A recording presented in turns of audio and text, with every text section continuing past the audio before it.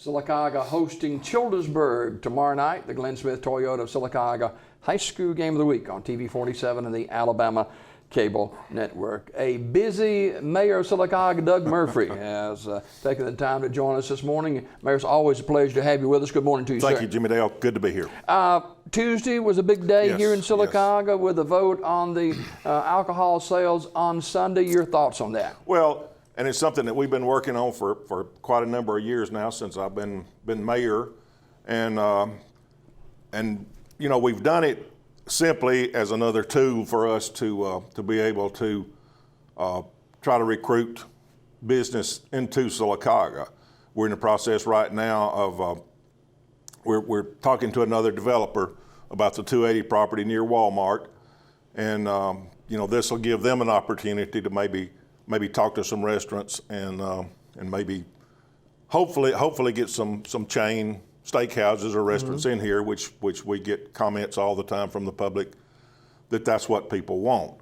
And we know that restaurants are not going to line up wanting to come in here because we've passed this tax, but it will simply give us another tool to try to get them to look at us. Well, what's the next step? The vote was done. Yeah.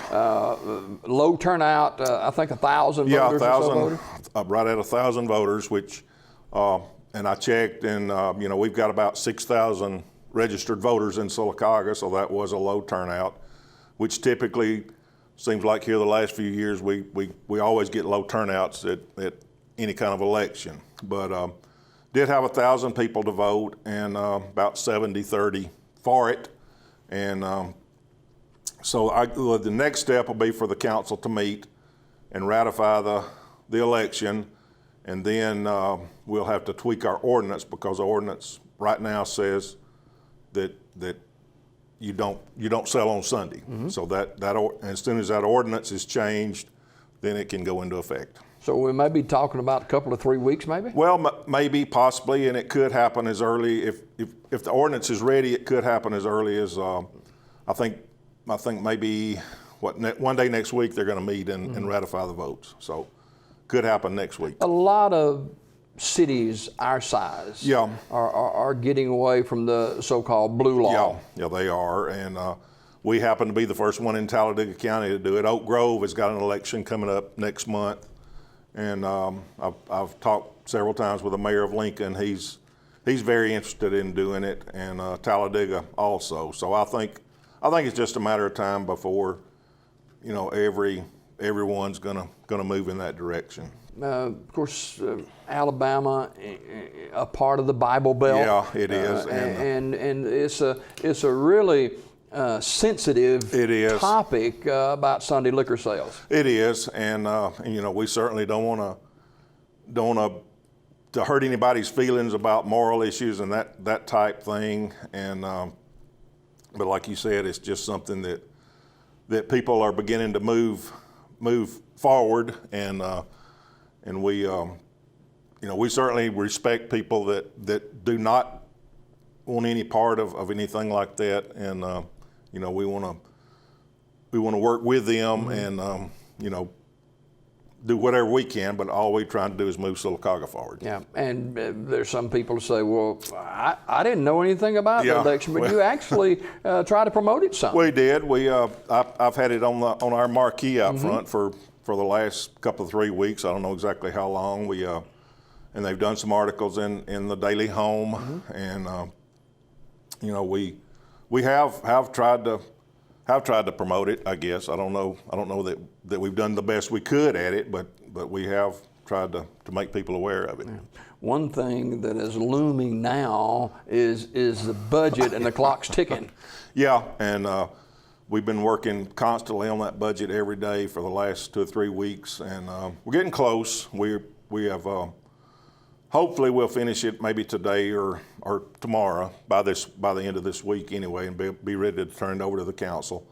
Looks like we're going to be about, our projected income is about $14.2 million this year, and of course we've had a lot of requests for additional funding, like our drug task force. They're no longer funded by ADECA, so they're asking for an additional $40,000 a year, and people like that, it's gonna cut into the budget pretty quick.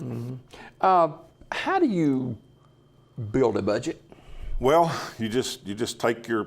I mean, it's a process. Yeah, it is. It's a long process, and we go through each department, and everything, every line item in there, we look at it, and we go back the last 2 or 3 years and look at the history, and then we talk to the department heads, and kind of try to get a feel for what they're going to need for the coming year. And but it is a long process. It's something that we put a lot of time and effort into to try to get it right. And I know sometimes we go away from the budget. We don't always. Sometimes when we spend money, it's not budgeted, and we've tried. We don't budget capital items now. We just kind of try to keep a capital reserve, and when we have to buy a police car or something, we go to that reserve. But as of right now, we're not budgeting. Well, I think in the street department, we budgeted one item for there. But it is a long process, and then we have to go through all the contracts and the library and park and recs and people like that we fund. And it takes a lot of time. Is this budget similar to budgets past? Yeah, it is. It's very similar. We're always real close on money, and again this year, and our insurance, our health insurance, has gone up roughly $200,000. So we're struggling now to try to see if the city can absorb all that, or if we're going to pass any of that on to the employees. Right now, we've got it in there for us to absorb it, and like I said, if we do, that's going to be a couple $100,000 extra a year that we'll have to come up with. You gotta look at this budget too, and I know that you and the council do this. These are employees of the city you're talking about that have families, and you want to go as far as you can in supporting them. Yeah, you do, and right now we're paying the entire portion of the employees' insurance, and the family part of it, we pay some of that, but if this goes into effect, it's gonna cost the families a good bit more, like $139, I think. So we're trying to work with them, and we want it to hurt as little as possible for them and us. Is this budget? Is there any language in this budget or dollars in this budget that points toward paving some of the streets? Well, not in this budget. We have our gas tax money, as always, that we use to pave streets. We have done the paving evaluation. We've got that report back. Were you surprised at the report? No, not really. Our streets in the report, it gave us a passing grade. But if you take our main arteries and our connector roads, they're in terrible shape, and that's what everybody rides on. That's what everybody looks at. And that's the ones that we've got to repair. Some of the smaller, less traveled streets are in good shape, which I guess that brought us up in our score.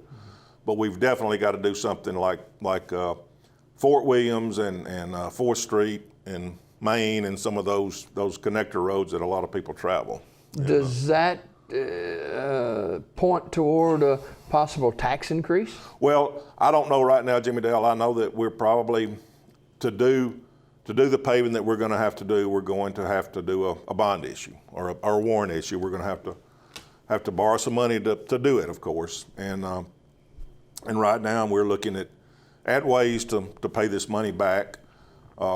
So right now I don't know exactly. But it's something we've got to do. That's something that we've got to have roads, and we keep getting requests for a sports complex and things like that. So we've got to come up with some ways to fund that kind of stuff. Speaking of sports complex, it's something that just won't go away. No, it's not going away, and we've got every citizen now is starting to come to us and want this. So I think it's time to move forward and go ahead and put some things in action to make it happen. Well, move us forward and talk about, we talked about this a month and a half ago. Where are we now in the process, and what direction do you think the council may go? Well, right now we have hired our engineering company, the same one that we hired to look at the 280 property. We've hired them again to look at our existing sportsplex, and not only the sportsplex,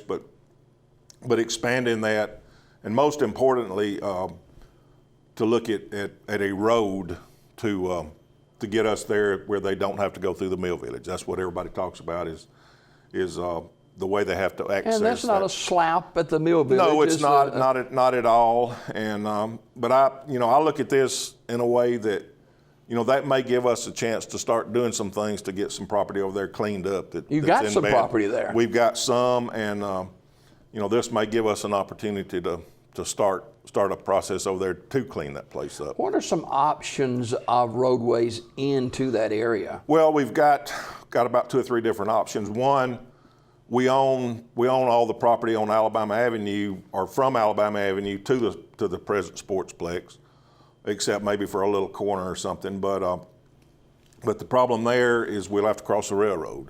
And I talked to a company yesterday that can get complicated when we have to create another railroad crossing.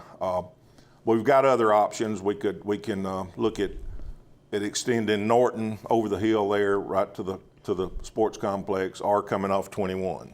And we don't want to go through a subdivision. We don't want to look at that. But I think we've got some options that we can get the road to it without a lot of trouble. I think all of Sylacaugans agree that it's something that is for the future of our children. Yes. And our grandchildren. It's not a quick fix situation. It's going to cost money, mega money, to get this done. And that brings me back around to possible tax increase. Well, we talked about this 2 months ago. There has been some talk. The council members have talked a lot about a sales tax increase, and currently we're below average, I guess, on sales tax. So that's one of the ways that they've talked about funding some of these projects. Now, it's projected that if we raise sales tax a penny, if we go to 9%, that should bring in an additional $2 million a year. That's projection, of course. We don't know that for certain, but the way the tax money's coming in right now, that's about the average of one penny is $2 million per year. Is from what you hear from people like me and just general citizens, nobody wants to pay more money. No, they don't. And I can understand that. We seem like we're taxed to death already. But you invest in the future. If you care for your children, your grandchildren, and the longevity of our city. Yeah, and it's something, if we want to have nice roads, and if we want to have a sports complex and a new swimming pool and roads and all that stuff, we're going to have to pay for it. Yeah. It's as simple as that. Yeah. Sylacauga Mayor Doug Murphree, our guest this morning, and we appreciate you coming by and sharing with the viewing audience, and always been a friend, and always you've got an open chair anytime you need it. Thank you, Jimmy Dale. Enjoyed being here. All right, more on Daybreak coming up. Got to look at sports after this.